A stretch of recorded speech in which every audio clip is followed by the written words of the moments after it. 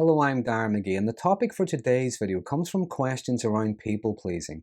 In this video, I'm going to look at some of the common characteristics and behaviours of people pleasers.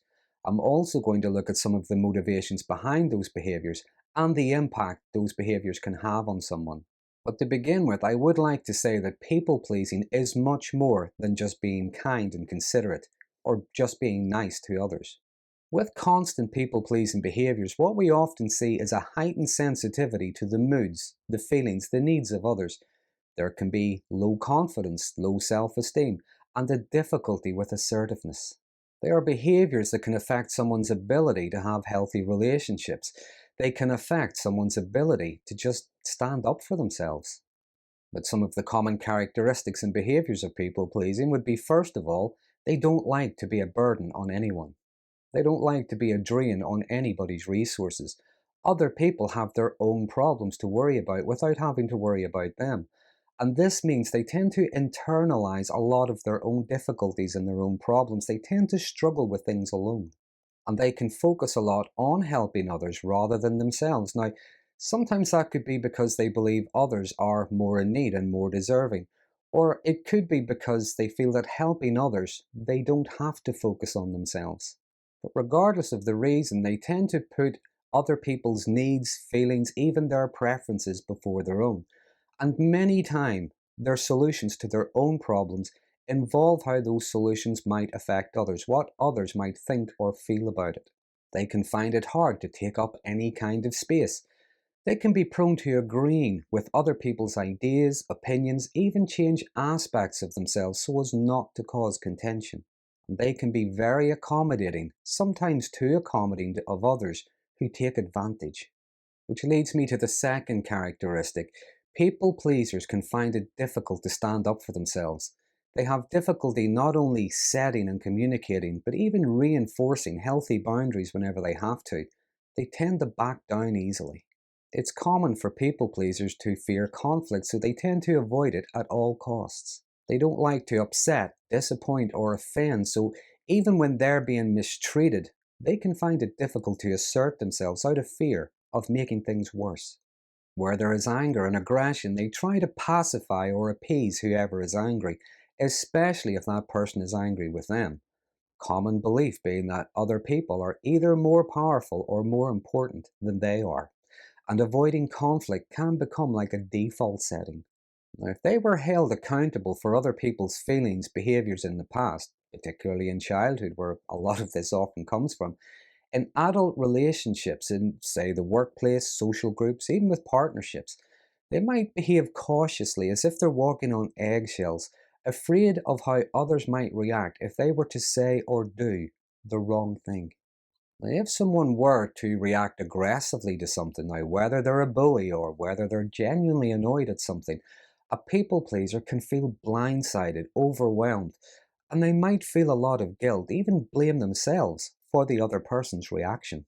Next, people pleasers can be very generous, sometimes overly generous, quite altruistic. They go above and beyond to help out and to accommodate others. They give a lot.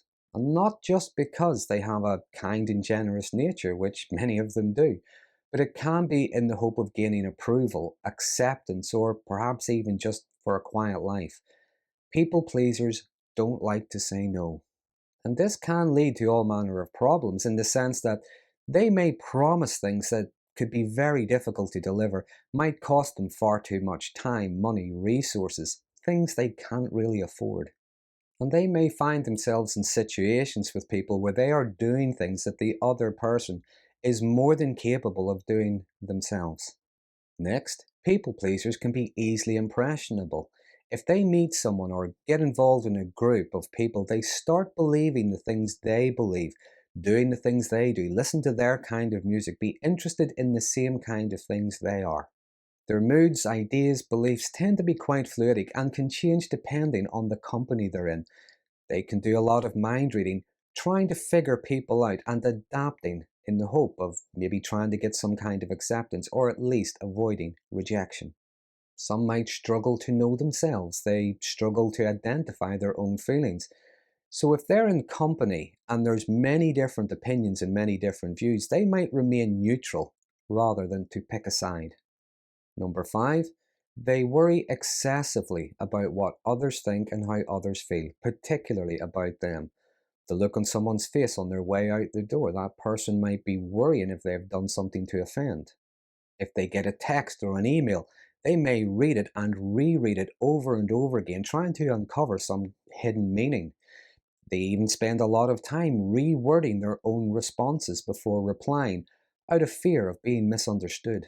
They can also spend a lot of time ruminating, analyzing, overthinking, and, if you will, risk assessing, trying to find ways to pacify and placate others. People pleasers can over explain things, or they can over apologize for things that aren't even in their control or not even their responsibility. In some cases, they can even make excuses for other people, even those who mistreat them. Yeah, they were offensive, they were hurtful, but they've had a hard life, or they're in a very stressful position, or they do a lot of good in the community. They don't just rationalize the bad behavior to others, but sometimes to themselves as well. It's like a form of self-gaslighting. Lastly, they can be quite subservient to others, even when they're being mistreated themselves. They keep trying to bring out the best in others, even those who are very unkind. Because maybe this time they'll be nice, or at the very least, maybe this time they'll stop. And as much as they can do and give a lot to others, they can also be very hard on themselves, judge themselves quite harshly for how they are treated, or for even blaming themselves, giving themselves a hard time for not standing up for themselves, for being taken advantage of. So what's going on with people pleasers? Well, people pleasing behavior is often associated with codependency. It can be a fawning response to trauma, and it's very common in people who are highly sensitive. A lot of the time, what we see are behaviors that are aimed at avoiding the negative consequences they faced in previous situations, such as childhood, negative consequences such as anger, humiliation, rejection, and punishment. Environments and relationships, situations where they were held responsible for other people's feelings and behaviors.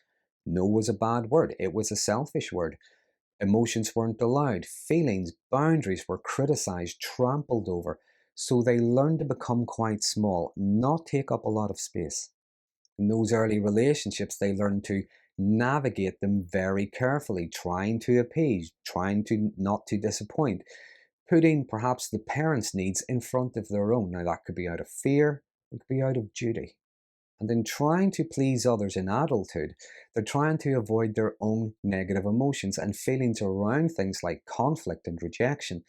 They try to preempt and avoid certain moods in others that might cause them distress. People pleasing can also be a form of manipulation. Now, not necessarily in that coercive, controlling sense, but more in a safety seeking way. It's like trying to show others, I'm not a threat. Being nice is a way of avoiding the consequences of conflict. Another reason could be they were taught to always put other people first.